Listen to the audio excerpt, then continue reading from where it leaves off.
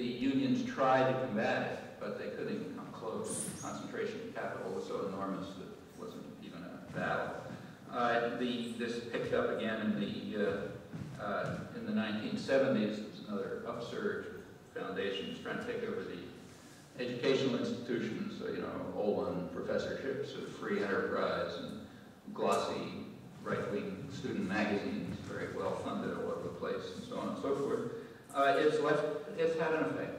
The effect has been to pretty much demolish civil society, to turn people into what is the ideal.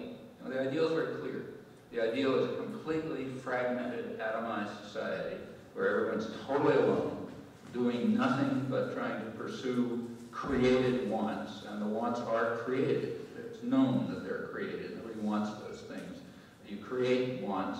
People are stuck with their television set or, you know, their interactive, whatever it is, and they're glued to this thing, and they're told what they want, and they have to want it. They don't have any connection with anyone else. You know, you don't see anybody else. You don't deal with anyone else. You're an atom of consumption, and you go to work at lower and lower wages for more and more hours and less benefits and security in a flexible labor market.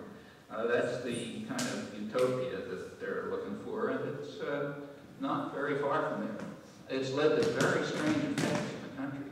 I mean, the country is like a devastated peasant society. You know, you really have to go back to Europe in the Black Death, I think, 14th century to find anything similar. People are scared, angry, hostile, hate everything, don't know what they hate, you know, don't have anybody else to talk to, just angry, desperate. There are cults all over the place at a scale that is unknown in any other society. I mean, you have to, the level of religious fundamentalism alone is probably the highest in the world. I'm almost certain higher than Iran, you know. And that's only one of them. You know, right now the militias happen to be on the front pages, but that's just a tiny fragment of it. And it's only not the right. The left is the same, you know. It's across the board. It's just a dissolved society, very scary. The portent is ominous. You know, it's a kind of a situation, and it's a kind of a situation which is indeed reminiscent of Germany in the late 30s in a lot of ways, or Iran in the late 70s. You know, very frightening. It's much more frightening when it happens here. At the same time, it's a kind of an, you know, it's kind of an organizer's dream. You know, people, if you look at people's attitudes, they remain social democratic.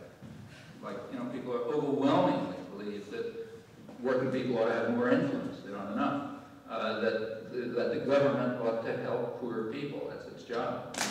That people are overwhelmingly opposed to things like budget balancing, if, for example, it's going to cut down education or health expenditure, and so on across the board. As I say, it doesn't matter because it's irrelevant to policy. They do what they like. But it's a situation in which the opportunities for organizing and rebuilding a democratic culture are very, very high.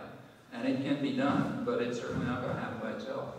It's going to happen take the same kind of energy and activism that it's taken to lift us out of feudalism and slavery and every other horror in the past.